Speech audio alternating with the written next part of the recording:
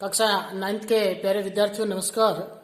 देखिए, हम पाठ चंद्रगहना से लौटते बैर कविता के बारे में बात कर रहे थे। हम उसी के बारे में आज हम पढ़ रहे हैं। कविता इस प्रकार से है। कवि ने कहा है कि जिस तरह से देख आया चंद्रगहना, देखता हूँ दर से अब मैं मेड़ पर इस खेत की बैठा अकेला।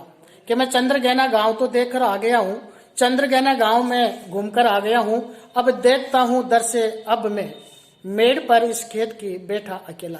अब अकेला इस खेत की मेड़ के ऊपर, यानी खेत की जो दीवार है, बाउंड्री है, इसके ऊपर मैं बैठ करके इस खेत का दृश्य देख रहा हूं। अब इस खेत के अंदर देखिए प्रकृति में कवि को क्या क्या दिखाई देते हैं। कवि कहता है, एक बीते के बराबर यह हरा ठिगना चना, बांधे मुरेटा शीश पर छोटे गुलाबी फूल का। कि इस खेत के अंदर एक बिलान भर का एक छोटा सा चने का पौधा खड़ा है, जो अपने सिर के ऊपर मुरेठा यानी पगड़ी बांध रखी है। और साथ ही शादी के समय जो हम मुरेठा बांधते हैं, मुरेठा का अर्थ होता है शादी के ऊपर बांधने वाला, वो एक दूल्हे के सिर के ऊपर विशेष चमकदार जो बांधा जाता है, उसके लिए आता है मुरेठा शब्द। छोटे गुलाबी फूल का सजकर खड़ा है, वो सज करके दूल्हे की तरह सज करके चने का पौधा खड़ा है। पास से मिलकर उगी है बीच में अलसी हठीली, उसके पास ये अलसी का पौधा है जो बड़ी हट और जिद्दी के साथ उस पौधे के बीच में से उग करके खड़ी हो गई। देह की पतली कमर की है लचीली। अलसी का जो पौधा है वो देखने में बड़ा दुबला पतला है और कमर भी उसकी बहुत लचीली है, ठोस नहीं है, यानी उस पौधे के अंदर लचीलापन है। नीले फूले फूल को सिर पर चढ़ाकर, उसके ऊपर नीले रंग का फूल आया हुआ है, जो कवि कहता है वो अपने सिर के ऊपर नीले फूल को धारण कर रखा है।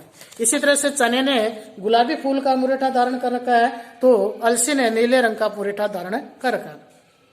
कह रही है जो छुए ये दो हृदय का दान उसको, और वो कहती है कि जो भी मेरे इस फूल को सिर के ऊपर, जो मेरे ये नीले रंग का फूल है, इसको जो छुएगा मैं उसी को अपने हृदय का दान दूंगी, अर्थात उसी के साथ में अपनत्व की या प्रेम की बात करूंगी।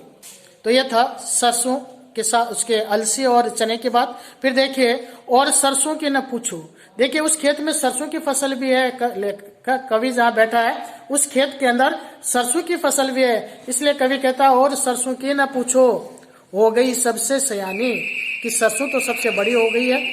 हाथ पीले कर लिए हैं, ब्याह मंडप में पधारी। फाग गाता मास फागुन, आ गया है आज जैसे।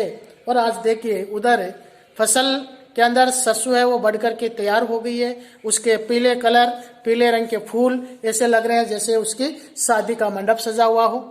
ब्याह मंडप में पधारी, फाग गाता मास फागुन। और आज पूरे शादी के मंडप की तैयारी हो रखी है। चना मुरेठा बांध करके सिर के ऊपर पगड़ी बांध करके लाल रंग की खड़ा है। और अलसी है वो भी नवयुवतियों की तरह, लड़कियों की तरह दुबली पतली कमर वाली है, वो भी वहां पर खड़ी है। साथ ही सरसों है वो फूलों से भरी हुई है पीले रंग के। और इस तरह से पूरी शादी का मंडप तैयार हो। फाग गाता मास फागुन, आ गया है आज जैसे। और ऐसे लगता है कि फागुन का महीना आज पूरी प्रकृति में आ गया। लेखक कवि कहता है, देखता हूं मैं स्वयंवर हो रहा है। कि मैं देखो ऐसा लग रहा है कि प्रकृति के अंदर भी स्वयंवर हो रहा है। प्रकृति का अनुराग चंचल हिल रहा है। और इस स्वयंवर में प्रकृति का प्रेम, चंचल प्रेम का जो ये आंचल है वो चारों ओर उड़ता हुआ दिखाई देता है।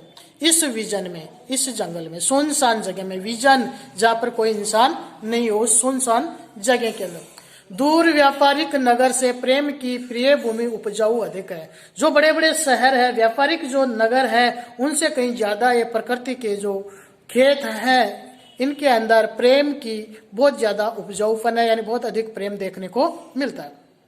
कवि कहता है, और पैरों के तले है एक पोखर, और मेरे पाँव के नीचे एक तालाब है। उठ रही इसमें लहरियां, इसमें पानी की लहरें उठ रही है। नीले तल में जो उगी है घास बूरी ले रही वह भी लहरियां। और तालाब के अंदर पेंदे में जो हरी भूरी घास है वो भी लहरियां लेती हुई सी प्रतीत होती है, उसमें भी लहरें उठ रही है। एक चांदी का बड़ा सा गोल खंबा आंख को है चमकाता। और पानी के अंदर जो सूरज का एक सीधा प्रतिबिंब पड़ रहा है वो ऐसा लग रहा है जैसे कोई चांदी का बड़ा खंबा है, और जो लेखक की, कवि की आंख को आकर्षित करता है। कई पत्थर किनारे पी रहे हैं चुपचाप पानी। तालाब के किनारे बहुत सारे पत्थर ऐसे पड़े हैं, ऐसे लग रहा है जैसे बहुत सारे मवेशी पानी पी रहे हो। प्यास जाने कब बुझेगी। लेकिन वो लगातार कई वर्षों से तालाब के किनारे पानी पी रहे हैं, फिर भी उन पत्थरों की प्यास नहीं बुझ रही है। कहने का अर्थ है कि वो लगातार कई सालों से वहां पर पड़े हुए। उधर देखिए चुप खड़ा बगुला डुबाए टांग जल में। पानी के अंदर तालाब में एक बगुला भी खड़ा है जो अपनी टांग पानी में डुबोए हुए है, चुपचाप खड़ा है। देखते ही मीन चंचल ध्यान निंद्रा त्यागता है, और जैसे उसको मछली दिखाई देती है, आंखें बंद किए हुए जो खड़ा है वो अपने ध्यान निंद्रा को त्याग करके तुरंत चंचल मछली को उठा लेता है। चट दबाकर चोंच में नीचे गले के डालता है और वो अपनी मछली को अपनी चोंच में लेकर के और खा जाता है। एक पक्षी और खड़ा है, देखिए एक काले माथे वाली चतुर चिड़िया श्वेत पंखों के झपाटे मार फौरन टूट पड़ती भरे जल के हृदय पर। पानी के तालाब के ऊपर जो पानी है, पानी के अंदर ऊपर एक चिड़िया उड़ रही है काले रंग वाली, वो भी सफेद पंखों वाली, वो भी पानी के ऊपर। उसको कोई छोटे मोटे कोई जानवर मछली दिखाई देती है तो वो तुरंत उस पर झपटा मारते हैं, उठा के ले जाते। एक उजली चटुल मछली चोंच पीली में दबाकर दूर उड़ती है गगन में, और एक छोटी सी पीली पीली मछली को, चंचल मछली को ये चिड़िया अपनी चोंच में पकड़कर आसमान में उड़ जाती है। यूं यहाँ से भूमि ऊंची है जहां से रेल की पटरी गई है। तालाब के किनारे जिस खेत के किनारे कवि बैठा है वो कहता है उसके थोड़ी दूरी पर जहां से ऊंची भूमि है, ऊंची जमीन है, धरती है, वहां पर रेल की पटरियां गई हुई है। ट्रेन का टाइम नहीं है, लेकिन इस समय वहां से कोई रेलगाड़ी नहीं गुजर रही है क्योंकि अभी उसका आने का कोई समय नहीं है। मैं यहाँ स्वच्छंद हूँ, जाना नहीं है। कवि कहता है मैं भी यहाँ पर स्वतंत्र हूँ, मुझे भी कोई कहीं पर जाना नहीं है। चित्रकूट की अनगढ़ चौड़ी कम ऊंची ऊंची पहाड़ियां दूर दिशाओं तक फैली है, और सामने ही चित्रकूट की ऊंची ऊंची पहाड़ियां हैं वो दिखाई देती है। बांझ भूमि पर इधर उधर रीवा के पेड़ कांटेदार कुरूप खड़े हैं, और उन पहाड़ियों पर रीवा वृक्ष के कांटेदार पेड़ खड़े हैं। सोन पड़ता है मीठा मीठा रस टपकता, सूगे का स्वर टे टे टे, और पास में ही तोते की आवाज है जो बड़ी मधुर है वो सुनाई देती है। सुन पड़ता वनस्थली का हृदय चीरता, और वो इस जंगल के हृदय को चीरती हुई दूर दूर तक उड़ता गिरता सारस का स्वर भी सुनाई देता है। टिरटो टिरटो ये सारस का स्वर है।